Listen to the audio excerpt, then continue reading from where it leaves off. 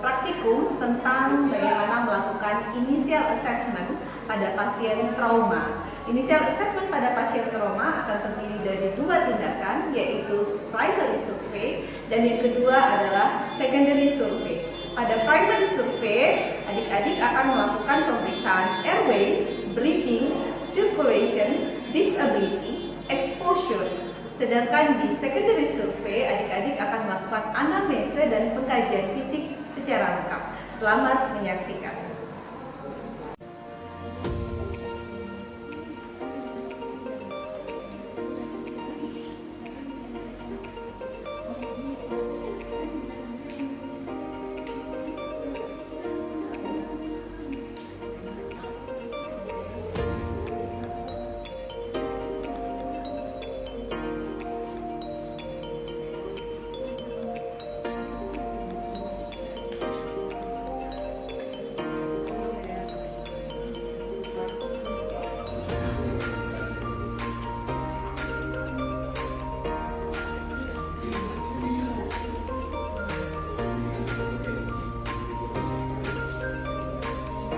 Initial assessment dan manajemen pada pasien trauma. Tindakan yang pertama adalah menggunakan standar precaution. 3. Proteksi dengan menggunakan APD. Mengkaji biomekanika trauma dan sumber daya peralatan yang telah tersedia. Langkah pertama, mengecek respon pasien. Lepas, dengan baik-baik saja, bisa dengarkan suara saya. Apabila pasien dapat menjawab, maka kita menggunakan tata laksana trauma, yaitu mulai memberikan dari airway, breathing, circulation. Kemudian call for help, aktifkan tim resusitasi. Tim resus biomekanika diperiksa apakah pasien mengalami cedera, dicurigai trauma servikal, ditandai dengan adanya pijat dari area kepala sampai dengan clavicula. Kemudian mekanisme trauma seperti terlempar dari kendaraan, jatuh dari ketinggian lebih dari 3 kaki. Apabila ada tanda-tanda cedera servikal, maka segera amankan servikal.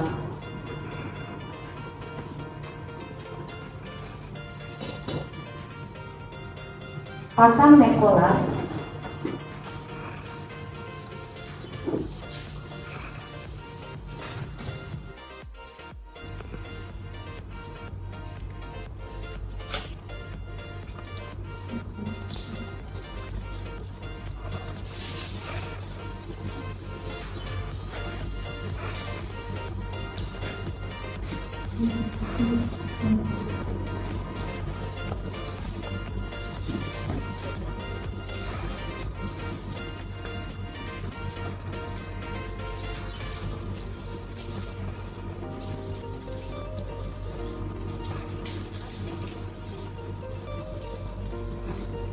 Kemudian amankan kepala dengan menggunakan head stabilizer.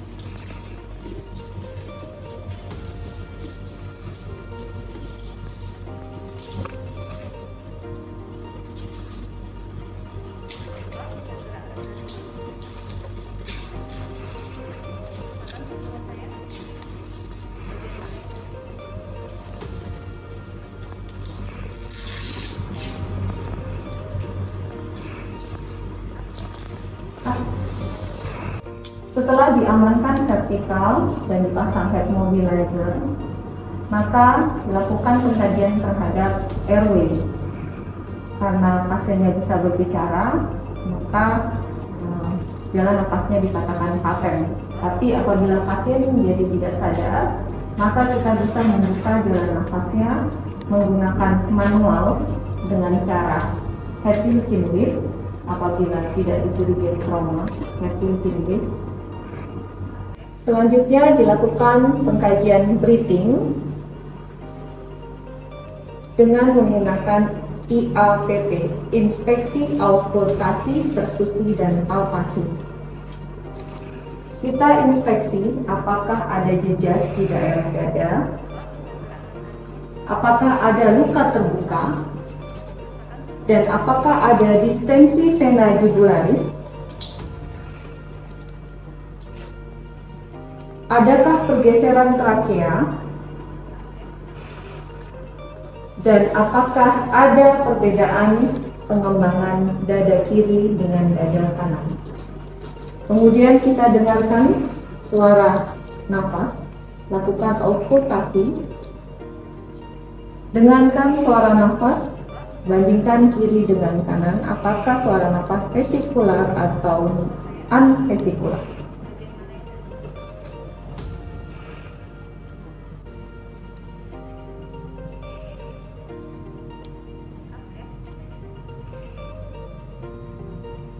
Selanjutnya lakukan perkusi.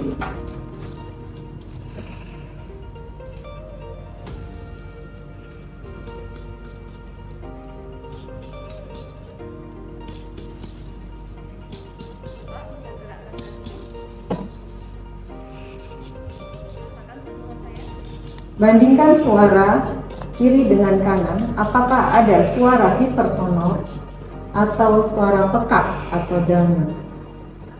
Selanjutnya adalah palpasi, berikan tekanan kepada dinding dada.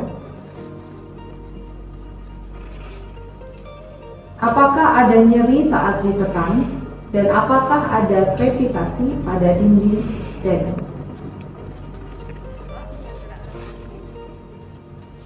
Lakukan intervensi sesuai dengan temuan dari inspeksi, auskultasi, palpasi, dan perkusi.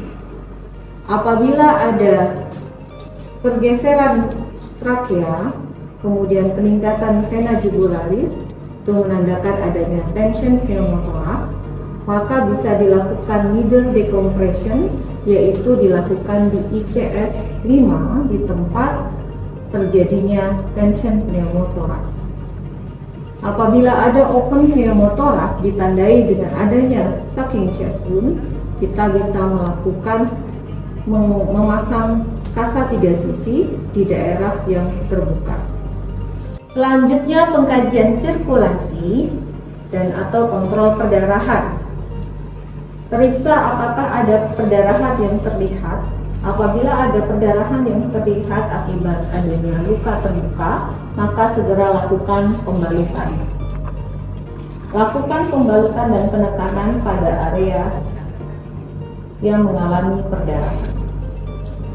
Tanda-tanda adanya shock, yang pertama, pasien mengalami penurunan kesadaran, warna kulit pucat, cyanosis, terutama pada bagian wajah dan ekstrem.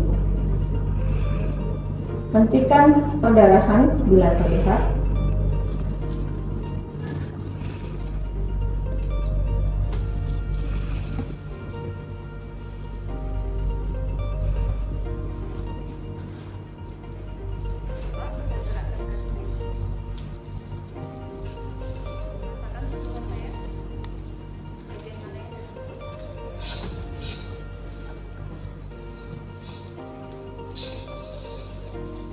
Dan segera pasang IV line dan berikan resusitasi cairan.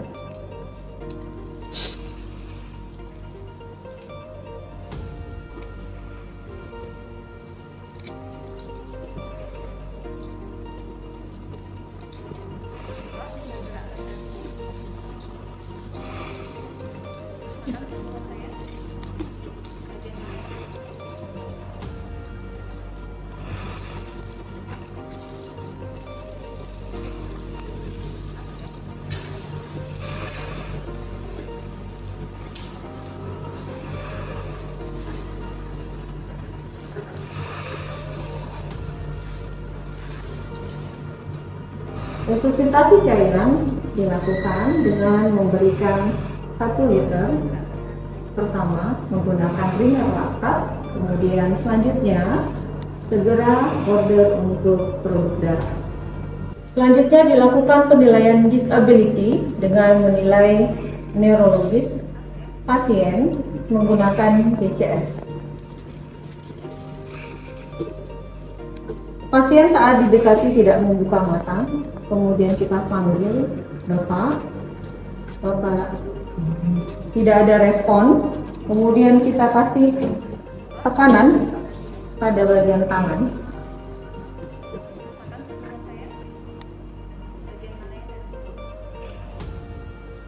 Berikan tekanan selama 10 detik dengan intensitas dinaikkan. Lihat respon pasien. Pasien berespon terhadap tekanan, maka nilai I-nya adalah 2. Selanjutnya kita kaji verbalnya.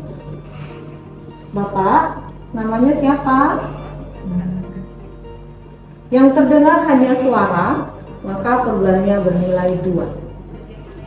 Kemudian selanjutnya pemeriksaan motorik.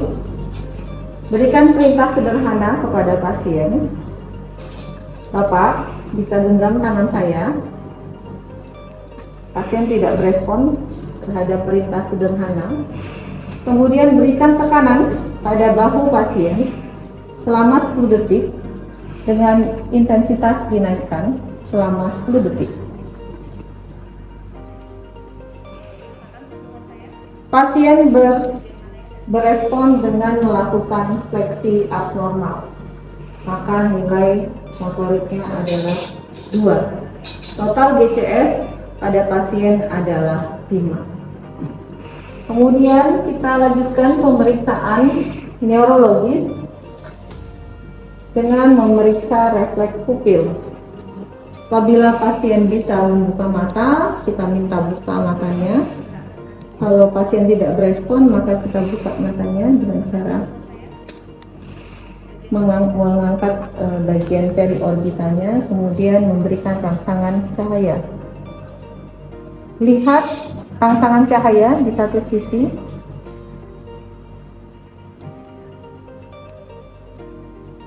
Perhatikan juga di sisi lainnya yang tidak dikenai cahaya, apakah responnya sama atau tidak.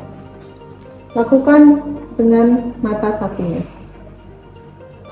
Perhatikan apakah ada perbedaan bentuk antara kedua pupil. Apabila ada perbedaan bentuk, maka dikatakan pupil anisopor.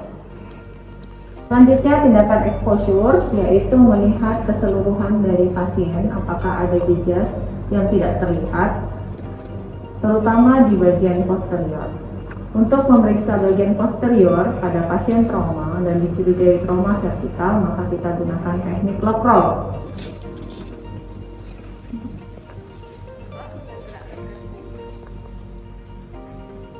Dalam hitungan ketiga, kita akan melock roll pasien ke arah kanan. 1, 2, 3.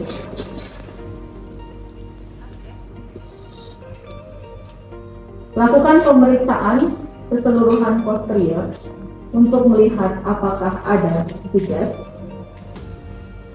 apakah ada memar, dan apakah ada krepitasi di sekitar tulang punggung.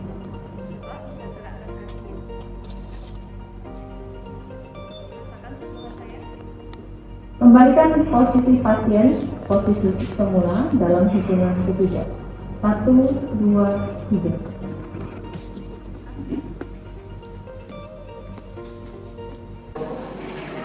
Demikian tadi video tentang initial assessment. Nanti adik-adik akan melakukan redemonstrasi kembali bagaimana cara melakukan initial assessment di stase praktikum. Sampai jumpa di stase praktikum initial assessment. Sampai jumpa adik-adik.